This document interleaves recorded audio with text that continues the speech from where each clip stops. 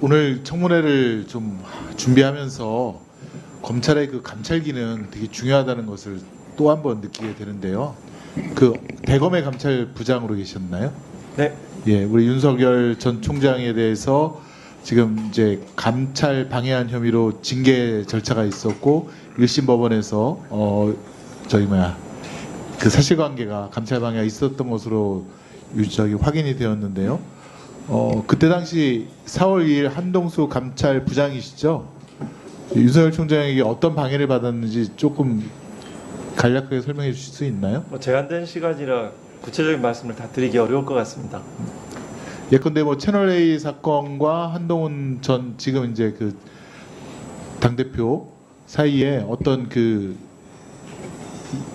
계속되는 소통 아니면 사주라고 볼 수 있는 부분들이 있었는데 그 부분들에 대해서 이러이러한 감찰을 진행하겠습니다라고 했는데 윤 총장께서 버럭 화를 내고 감찰을 갖다가 인권부 네. 인권위에다가 옮기라고 했던가 아니면 좀 모욕적 언사를 많이 하셨다고 들었습니다. 네. 예.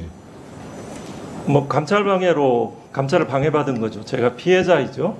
직권남용죄를 명백히 구성한다고 생각을 합니다.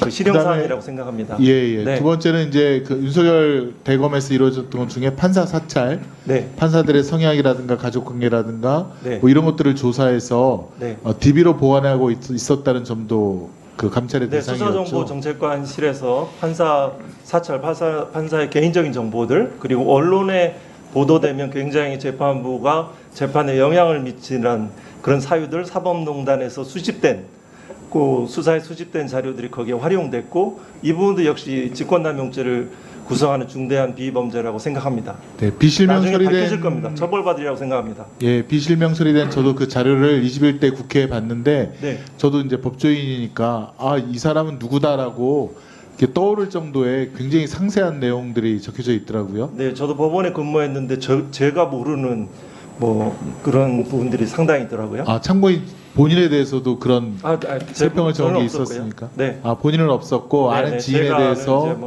이 모르는 재판부, 것들 자료가 무슨 친족 관계 영장 신문 과정에서 그 전날 술을 마시고 신문에 안 나왔다는 등 아주 내밀한 정보들이. 고발 사주도 감찰을 하셨나요? 그렇죠. 고발 사주의 사건의 핵심은 2월 17일 날 뉴스타파 굉장히 신뢰와 신뢰도를 제가 높게 보는 그런 언론사라고 생각합니다. 그 뉴스타파에서 2월 17일 날 도이치모터스 주가 조작 사건들을 보도를 했고 3월 31일 날 MBC 뉴스 데스크에서 그 채널A 사건이 보도가 됐죠. 그것들을 가로막기 위한 총선에 임박한 그 사건이 수사정보정책관실에서 그 부분들 작성을 해서 그 현재 있는 그 여당에 전달이 된 그런 사건이죠. 이 부분은 지금 공직선거법 위반이 저는 감찰을 방해받았음에도 불구하고 지금 고발 사주 손중성 씨에 대해서도 1심에서 유죄가 선고되었고 1년에 선고가 됐고 이번 주에 아마 항소심이 선고가 될 예정이고요. 네, 저는 그 법정에서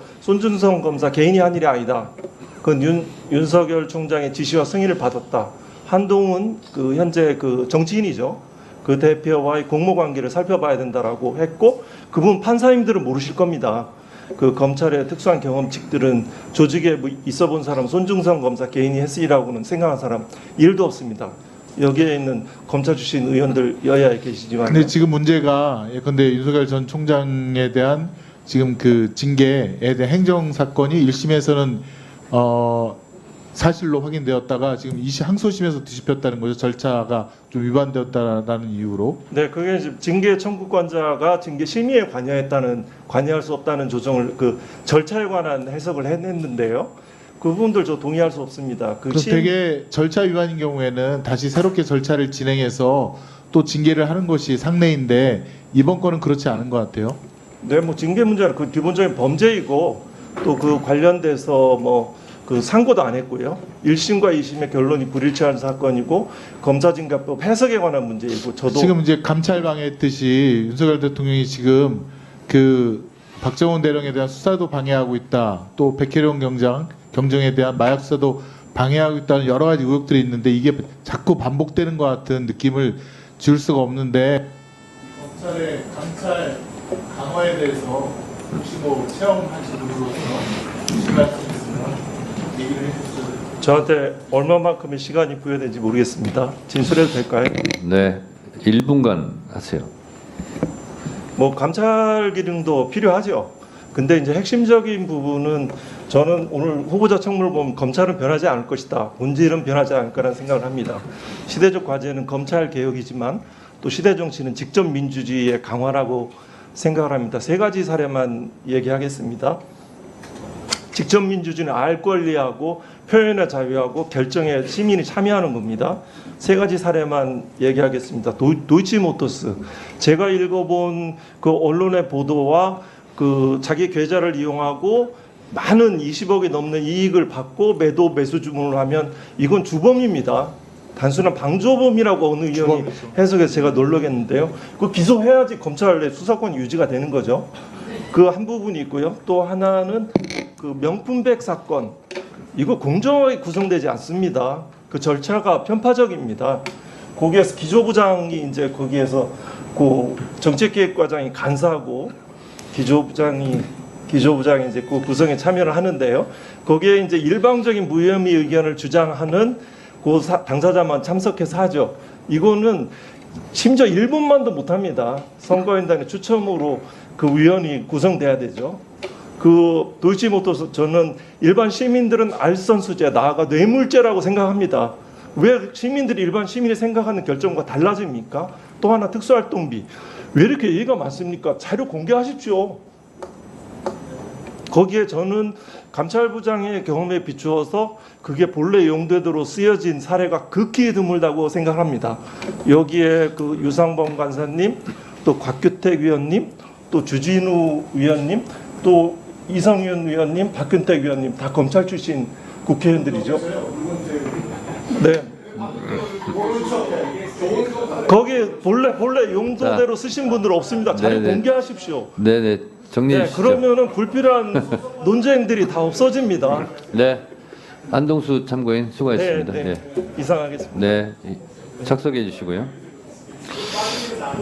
자, 저기 위원장님, 제가 기회가 없어서 네. 한 말씀만 더 드려도 될지 모르겠습니다. 이쪽에서 질문했는데 다 끊으셨잖아요. 자, 짧게 하세요.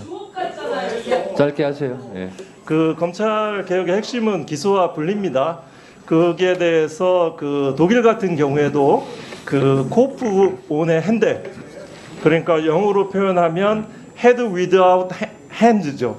그러니까 검찰의, 독일의 검찰은 그 수사권을 가지고 있지만 수사 인력이 없습니다. 우리나라는 6천여 명의 검찰 수사관들이 존재하죠. 물적 시설도 존재하죠.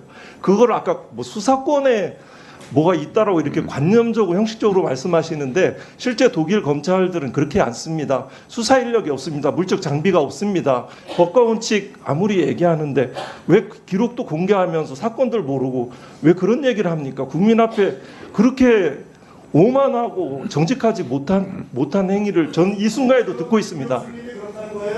자, 저기 유상범 간사님 질의권이 없습니다.